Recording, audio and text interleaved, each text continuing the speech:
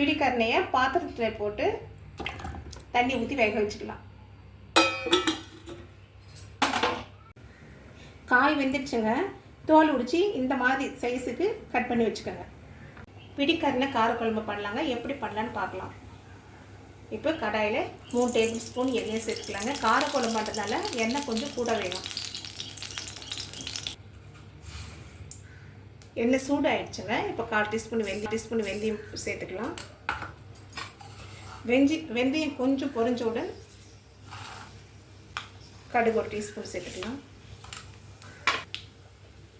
சீரகம் 1 ஸ்பூனுங்க.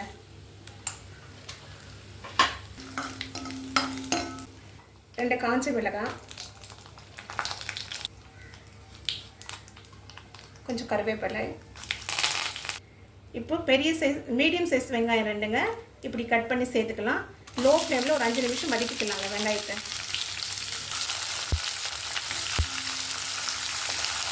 பதினஞ்சு பல்லு பூண்டு சேர்த்துக்கலாங்க. 2 பச்சை மிளகாங்க, 2 கீரி வச்சுருக்கேன். 2 பச்சை மிளகாய் சேர்த்துக்கலாம். பூண்டும் பச்சை மிளகாய் 1 நிமிஷம் வதங்கின பிறகு தக்காளி சேர்த்துக்கலாம். இப்போ பெரிய தக்காளி ஒன்றுங்க.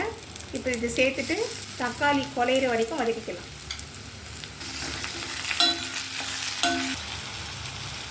கால் டீஸ்பூன் மஞ்சள் சேர்த்துக்கலாம். இப்போ 1.5 டேபிள் ஸ்பூன் மிளகாய்த்தூள், குழம்பு மிளகாய்த்தூள் சேர்த்துக்கலாங்க. உங்கள் காரத்துக்கு ஏற்ற மாதிரி நீங்கள் சேர்த்துக்கலாம்.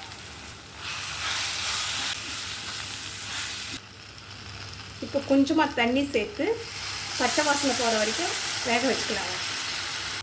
இப்போ பச்சை வாசனை போயிடுச்சுங்க. சின்ன லெமன் சைஸ் புளி அவ்வளவு புளி கரைச்சல் சேர்த்துக்கலாம். இப்போ கொஞ்சமாக தண்ணி சேர்த்துடலாங்க.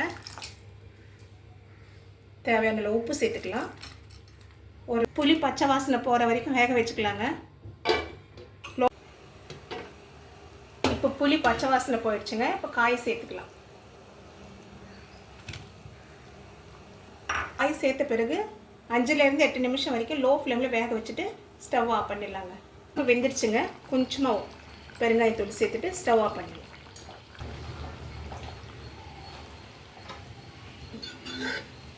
பிடிக்கரணை கார குழம்பு ரெடி ஆகிடுச்சு. நீங்களும் ட்ரை பண்ணி பாருங்கள்.